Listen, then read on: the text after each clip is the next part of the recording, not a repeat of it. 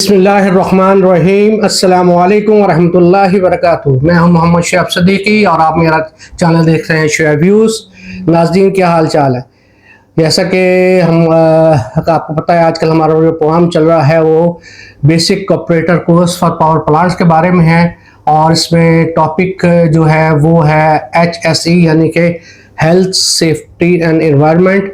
इससे पहले हम हेल्थ और सेफ्टी एनवायरनमेंट को डिस्कस कर चुके हैं। अब हम आते हैं सेफ्टी की तरफ। अब सेफ्टी में सबसे जो हैज़र्ड्स हैं वो भी डिस्कस हो चुके हैं। अब इस सेफ्टी को हमने कैसे अपने आप पे लागू करना है, हमने क्या क्या चीज़ इस्तेमाल करनी है, क्या और अपने जो साथियों उनकी हिफाजत करनी है। तो इस सेफ्टी में सबसे पहले हम आएंगे PPE यानी कि personal protective equipments. Personal protective equipments क्या हैं और ये किस काम आते हैं, इसके बारे में हम अब जानते हैं। तो इससे पहले कि हम आगे चलें, अगर आपने मेरा चैनल नहीं सब्सक्राइब किया तो सबसे पहले इसको सब्सक्राइब करें, फॉलो करें। मेरी वीडियो को अगर पसंद आए तो ज़रूर लाइक कीजिएगा, अपने कमेंट सेक्शन में कमेंट भी पास करें और अपने दोस्तों के साथ शेयर भी कीजिए।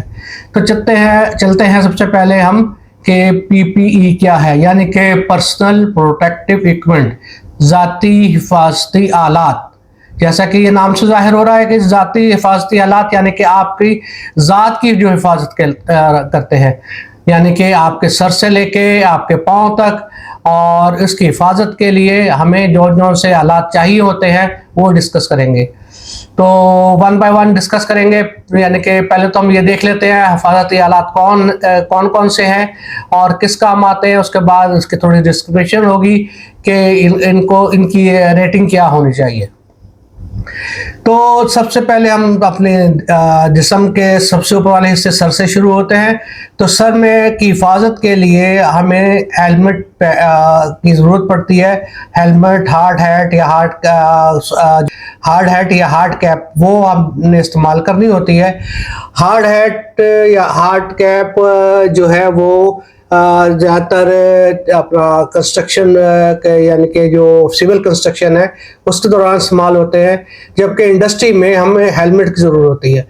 हेलमेट्स की कितनी किस्में हैं वो आगे डिस्कस करते हैं और इसको कैसे केयर करना है। उसके बाद उसके नीचे हम आ जाते हैं तो अपनी आँखें आ जाती हैं। हमारी आँखों की कैसे हिफाजत करनी है, उसके लिए हमें क्या क्या चीज़ ज़रूरत होती है। मसलन चश्मा हो गया, गॉगल्स हो गए या फेस शील्ड हो गई, और या प्रिस्क्रिप्शन ग्लास के ऊपर जो है हम सेफ्टी ग्लास लगाते हैं वो हो गए। तो ये इसमें डिस्कस होगा। इसके बाद हम साथ ही हमारे कान हैं, कानों के आ जाए। कानों को हिफाजत के लिए हमें एयर प्लग्स या ईयर मफ इस्तेमाल करते हैं, क्योंकि कान ज़्यादा शोर जो है आपके कानों के पर्दों को डैमेज कर देता है। इसकी हिफाजत के लिए हमें जो है वो ईयर मफ या एयर प्लग जो है ना वो इस्तेमाल करते हैं। तो इनकी इकसाम भी आगे आएंगी। और इसके बाद हम थोड़ा और नीचे आते हैं तो हमारी आती नाक, और नाक की हिफाजत यानी कि अपने सांस लेने की हिफाजत, अपने फेफड़ों की हिफाजत के लिए आप इस्तेमाल करते हैं मास्क या रेस्पिरेटर। तो मास्क कितनी किस्म के होते हैं या रेस्पिरेटर कब इस्तेमाल होते हैं, इसकी तफसील भी हम आगे जानेंगे।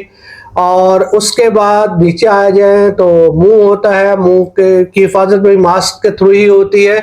और इसके बाद हम आ जाते हैं तो हमारा आगे आ जाता हाथ की हिफाजत के लिए हम जो है दस्ताने इस्तेमाल करते हैं। अपने हाथों के बाजू की हिफाजत के लिए हम जो है बाजूबंद होते हैं वो इस्तेमाल करते हैं। और इसके बाद सबसे नीचे हमारा आता है पाँव की हिफाजत के लिए, फुट की हिफाजत के लिए हम सेफ्टी बूट इस्तेमाल करते हैं। तो इसके अलावा जब पूरा जिस्म को हम अपने ओवरऑल से या डांगरी से इसकी हिफाजत करते हैं। और इसमें अपने आप को वाज़े करने के लिए हम जो जैकेट्स होती है, फ्लोरोसेंट जैकेट जो चमकने वाली जैकेट है, वो इस्तेमाल करते हैं। तो आइए चलते हैं, पहले डिस्कस करते हैं वन बाय वन कि हेड कितनी किस्म के होते हैं और हेलमेट कितनी किस्म के होते हैं और ये किस काम आते हैं। जैसा कि अभी मैंने बताया था, हेलमेट जो है वो सर की हिफाजत के लिए काम आते हैं, और जो हार्ड हैट है या जो सख्त टोपियों से कहते हैं, ये ज़्यादातर हमारे कंस्ट्रक्शन जो हो रही होती है या सिविल वर्क हो रहा होता है, ज़्यादातर वहाँ इस्तेमाल होते हैं, क्योंकि वहाँ जो ख़तरात हैं वो कम हैं, और ये जो है वहाँ जो है वो इसकी हिफाजत पे काम आते हैं, ताकि अगर कोई चीज़ आपके उड़ के लग जाती है तो हिफाजत कर सके। और इसके अलावा जो सख्त टोपी है, जो हम उसे कहते हैं कैप्स कहते हैं, कैप जो है वो ऑर्डरी इस्तेमाल के लिए होते हैं, और ये भी हार्ड होते हैं, ये भी कोई चीज़ आपकी गिर जाती है एक हद तक आपके सर की हिफाजत करते हैं। लेकिन जो इंडस्ट्रियल में इस्तेमाल होता है वो होता है हेलमेट। हेलमेट जो है, हेलमेट जो उसके एक रेटिंग है, उस रेटिंग के मुताबिक होना चाहिए, और उस रेटिंग जो है उसकी मैं अभी आपको बताता हूँ। क्या एक छोटी सी वीडियो है, उसमें सारा दिखाता हूँ कि हेलमेट के इस्तेमाल का तरीका क्या है। हेलमेट के इस्तेमाल का तरीका जो आपको अभी इस वीडियो में जो अभी आपके साथ शेयर करने लगा हूँ, इसमें आप देखिए हेलमेट जो है वो क्यों ज़रूरी है, और इसके इस्तेमाल में हेलमेट को चेक करने में हमें क्या क्या चीज़ें देखनी है। तो आइए चलते हैं इस वीडियो देखते हैं और इससे समझते हैं।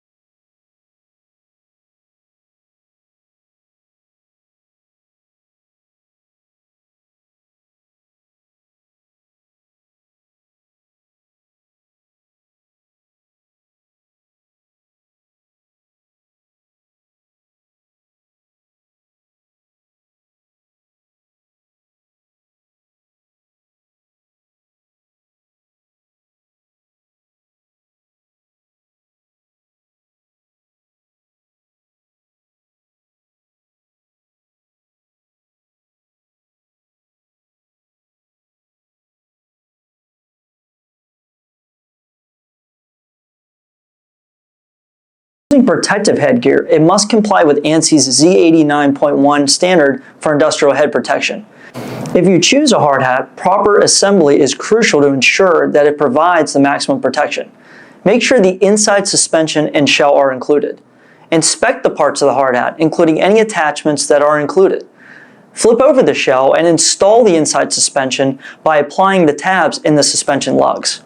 Once all of the suspension tabs are in place and secure, put on the hard hat and adjust the suspension strap in that direction. Regularly check to make sure your head protection is in good condition.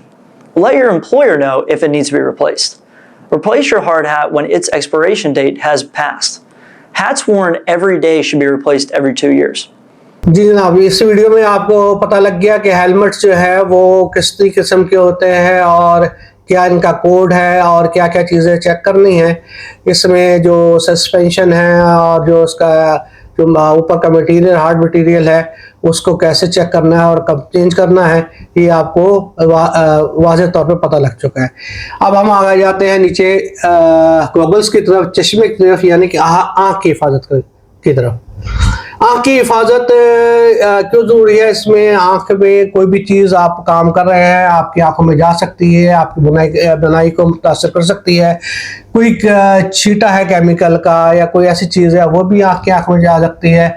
ज़र्रात आपकी आंखों में जा सकते हैं, जो आपकी आँख की पुतली को जो है डैमेज करते हैं, ज़ख्मी कर देते हैं, जिसकी वजह से आपकी नज़र मुतासर होती है। इसकी हिफाजत बहुत ज़्यादा ज़रूरी है।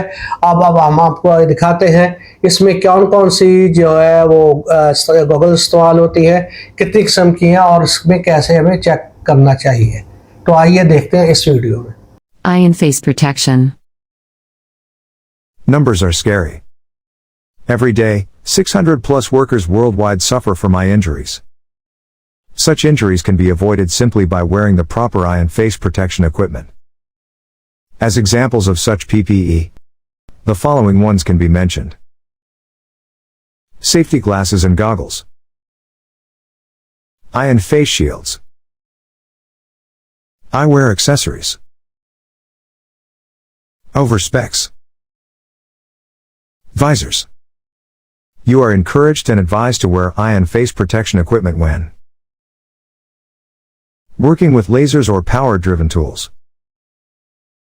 using gas or vapor under pressure, performing welding operations, handling hazardous substances. A lot of pressure on my nose bridge, at my temples, or even behind my ears. Do my eyewear slide or fall off my face if I look down or perform tasks during my job? If you have no gaps and can say no to all the questions, then you've found the piece of eyewear for you. हाँ जी, आपको ये पता लग गया कि आँख की हिफाजत जो है वो जो गॉगल्स है वो किस किस्म की होती है और क्या इसका हमें क्या चेक एंड बैलेंस करना चाहिए। तो आँख की हिफाजत के साथ ही फेस, आपके चेहरे की हिफाजत के लिए फेस शील्ड भी इस्तेमाल होती है। फेस शील्ड जो है वो पूरे चेहरे को ढक लेती है, वो हेलमेट साथ भी अटैच हो सकती है और इसे अलहदा से भी इस्तेमाल किया जा सकता है। फेस शील्ड जो है ज़्यादातर हेलमेट के साथ ही अटैच होती है और इसको आपके चेहरे पे पूरा ढक दिया जाता है ताकि चारों तरफ से आपका चेहरा जो है वो कवर हो। ख़ास तौर पर ये फेस शील्ड जो है वो केमिकल के इस्तेमाल के दौरान या आप वेल्डिंग के दौरान इस्तेमाल किए जाते हैं। ये तो थी आँख और चेहरे की हिफाजत। अब हम आते हैं अपने सांस की हिफाजत, तनफ्फुस की हिफाजत के लिए। हमें एयर जो हवा जो मिलती है वो आपको साफ़ सुथरी मिलनी चाहिए, क्योंकि हवा के बगैर तो जो है वो ज़िंदगी जो है नामुमकिन है। तो इसके लिए इसको भी केयर करनी चाहिए, अपने फेफड़ों की हिफाजत करनी चाहिए। तो उसके लिए हम जो है मास्क इस्तेमाल करते हैं या रेस्पिरेटर इस्तेमाल करते हैं। आइए हम ये देखते हैं मास्क कितनी किस्म के होते हैं और ये रेस्पिरेटर कैसे काम करते हैं, इसे कैसे पहना जाता है और इसको कैसे इस्तेमाल किया जाता है। आइए देखते हैं इस वीडियो में। Respiratory protection. The respiratory protection covers a broad group of PPE. Breathing apparatus, full face or half mask respirators, powered respirators, protective hoods, disposal face masks, detectors, monitors.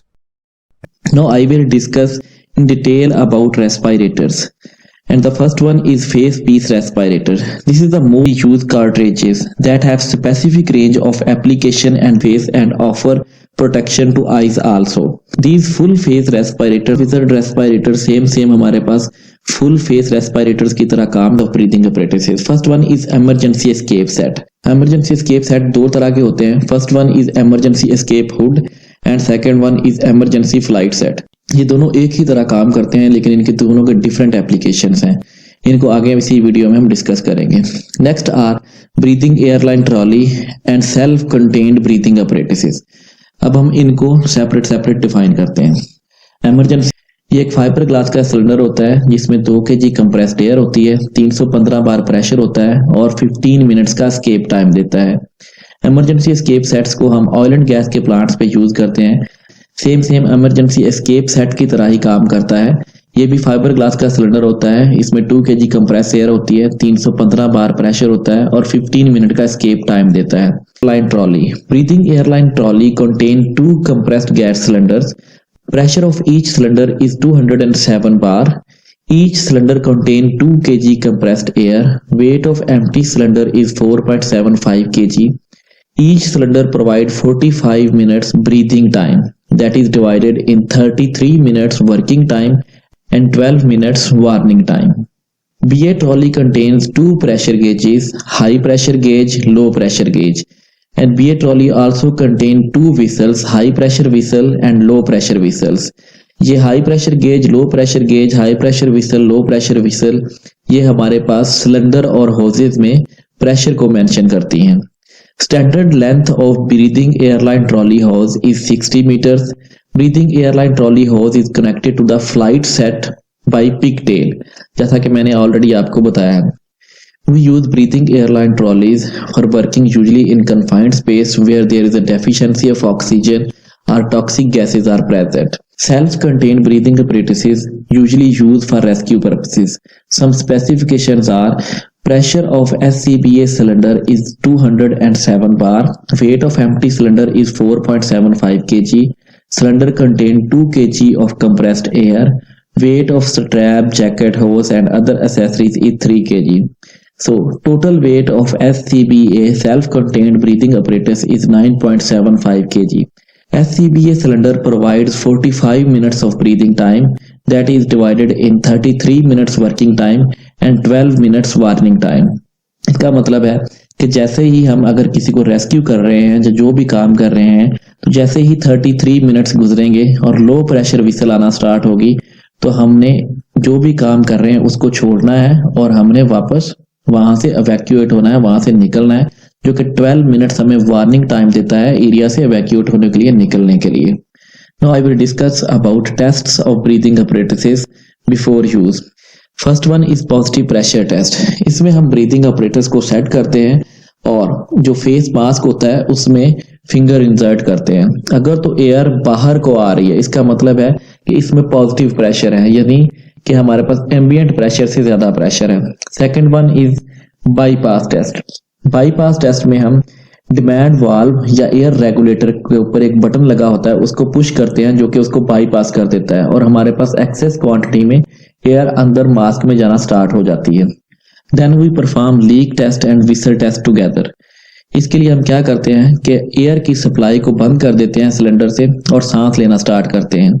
अगर तो हमें सांस आ रहा है तो इसका मतलब होज कहीं से लीक है, और अगर हमें सांस नहीं आएगा तो इसका मतलब कि होज में कोई लीकेज नहीं है। और जैसे ही इसमें प्रेशर ड्रॉप होगा तो इसमें एक विसल का भी साउंड आएगा, तो इसके साथ ही हमारा विसल टेस्ट परफॉर्म हो जाता है। अब हम सिलेंडर से एयर की सप्लाई को ऑन करेंगे और जो भी हमने काम करना है आफ्टर वेयरिंग स्काबा, उसको हम परफॉर्म कर सकेंगे। और यहाँ पे एक टेक्निकल टर्म है डोनिंग एंड डफिंग ऑफ स्काबा।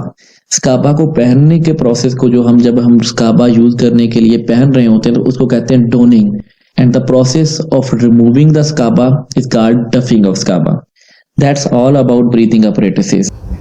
तो जनाब आपको इस वीडियो में पता लग गया होगा कि मास्क की कितनी किस्में हैं और ये कैसे पहने जाते हैं, रेस्पिरेटर क्या है और कैसे इस्तेमाल किया जाता है। और इसके बाद हम आ जाते हैं आपकी कानों की हिफाजत, यानी कि ईयर प्रोटेक्शन। ईयर प्रोटेक्शन बहुत ज़्यादा ज़रूरी है। ज़्यादा आवाज़ जो है, लाउड जो है, वो आपके कानों को, पर्दों को नुकसान पहुंचाता है, डैमेज भी कर सकता है। तो ये जो है, इसके लिए हम मफ या ईयर प्लग इस्तेमाल करते हैं। आइए देखते हैं इस वीडियो में ये मफ और ईयर प्लग कितनी किस्म के होते हैं और इसने कैसे इस्तेमाल किया जाता है, या कान की हिफाजत कैसे की जाती है। इस वीडियो में आपको वाज़ेह तौर पर पता लग जाएगा। आप देखते हैं ये वीडियो।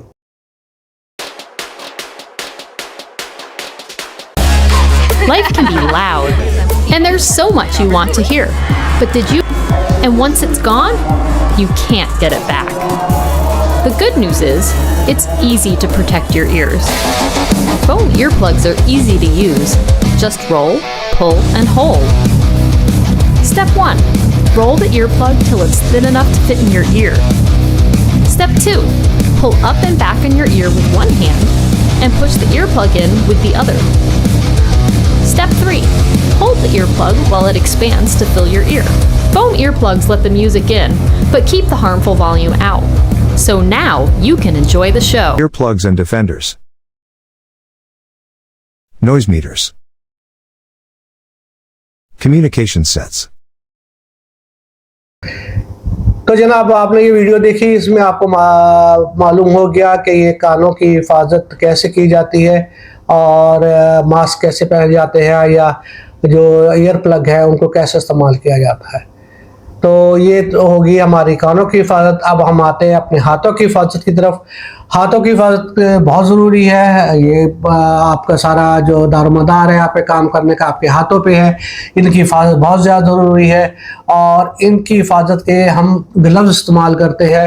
ग्लव्स कितनी किस्म के होते हैं, कहाँ कहाँ और किस स्थान में किस किस्म का ग्लव इस्तेमाल करना चाहिए, आइए आपको दिखाते हैं इस वीडियो में। Welcome to this Toolbox talk on hand protection. Hand protection require employers to provide and employees to use personal protective equipment from injuries, such as cuts, scrapes, punctures, and heat or cold.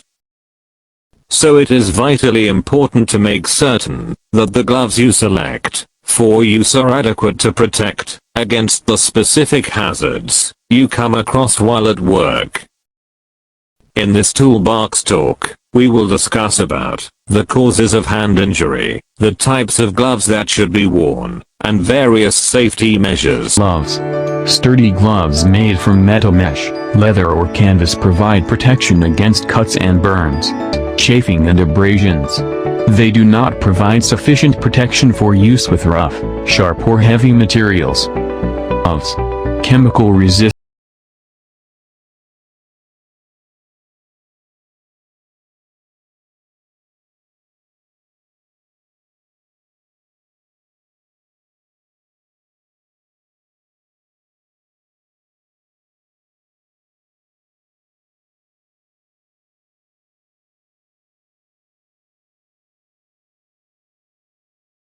Negative impact on safety. Before each use, protective gloves should be inspected for punctures, tears and leaks. A visual detector.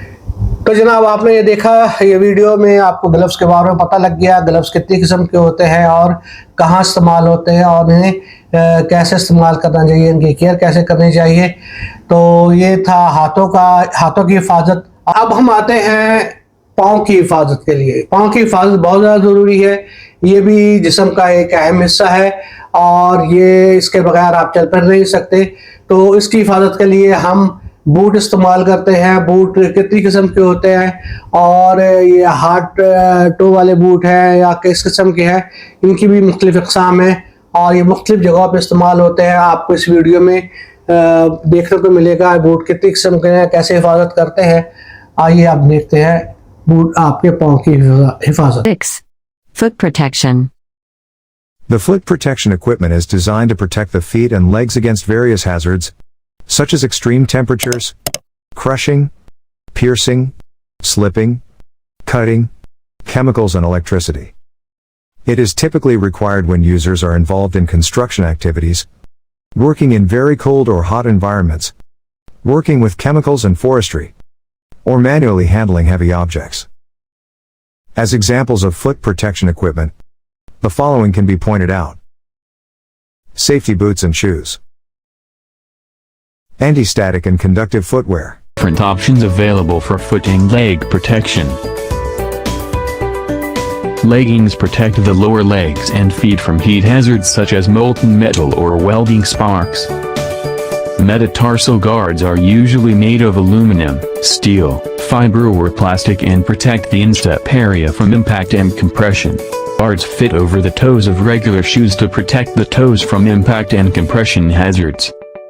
Combination foot and shin guards protect the lower legs and feet, and may be used in combination with toe guards when greater protection is needed.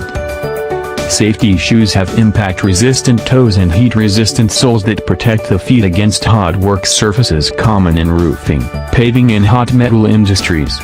The metal insoles of some safety shoes protect against puncture wounds. As with all protective equipment, Before each use, foot and leg protection must be carefully inspected. Shoes and leggings should be checked for wear and tear at regular intervals, including cracks or holes, separation of materials, broken buckles or laces. The soles of shoes should be checked for pieces of metal or other embedded items that could present electrical or tripping hazards. One important thing to remember is that different types of footwear protect against different types of hazards in the workplace. ये थी पाँव की हिफाजत के लिए बूटों की इकसाम, कैसे इस्तेमाल होता है और किस किस्म के वर्क में कौन सा बूट इस्तेमाल करना चाहिए, तो इस वीडियो में आपको पता लग गया होगा। अब रह गई पूरे जिस्म की जो हिफाजत, वो एक कवरऑल या डांगरी से की जाती है। और ये जिस्म में आपका ऐसा जो है लिबास होना चाहिए जो कि मशीनरी के अंदर फंसे ना, यानी कि लूज लिबास नहीं होना चाहिए और तंग भी लिबास नहीं होना चाहिए कि आपको उठने बैठने में दिक्कत हो, और ये आपके जिस्म में फिट होना चाहिए। और इसके कितनी किस्में हैं ये देखते हैं इस वीडियो में। 7. Body protection. Usually, body protection equipment is required in the following cases. For protection against weather conditions when working outdoors. Ensuring the high visibility of users when they work in areas where there is a mixed vehicle. For example, bikes, motors, cars, and buses, and pedestrian traffic. For users' protection against extreme temperatures. Ensuring protection against entanglement, drowning, chemical contamination, etc. Examples of body protection equipment. Life jackets. Clothing for specific weather conditions. High visibility clothing. Harnesses, and others. आपने ये देखा जो अपने आपके जिस्म की हिफाजत करने हैं, कैसे इसको कवर करना है और कैसे आपने कौन कौन सी चीज़ें हैं जो इस जिस्म की हिफाजत नुकसानदेह हैं, तो उनको कैसे आपने कवर करना है। केमिकल अगर आप इस्तेमाल कर रहे हैं तो केमिकल सूट पहनना है, अगर आप मशीनरी पे काम कर रहे हैं तो आपने डांगरी पहननी है। तो ये था आज का टॉपिक, यानी कि पर्सनल प्रोटेक्टिव इक्विपमेंट, यानी कि आपकी हिफाजत कैसे होनी चाहिए। तो इंशाल्लाह आपको ये वीडियो पसंद आई होगी। अगर मेरी ये वीडियो पसंद आए तो इसे प्लीज़ लाइक कीजिए, अपने कमेंट सेक्शन में कमेंट ज़रूर पास कीजिए, और इसके अलावा अपने दोस्तों के साथ इसको शेयर कीजिए। अगर अभी तक आपने मेरा चैनल सब्सक्राइब नहीं किया तो इसको सब्सक्राइब कीजिए और फॉलो कीजिए। अल्लाह हाफिज़। अपने दोस्तों का अपने लोगों का ख्याल रखिएगा। फ़ी अमान अल्लाह। अल्लाह हाफिज़। अस्सलामु अलैकुम वरहमतुल्लाहि वबरकातुहू। Special thanks to those channels who helped to make this video: Seabox, Shield Talk, Montana State Fund. HSE Crew. Haswo Barosha.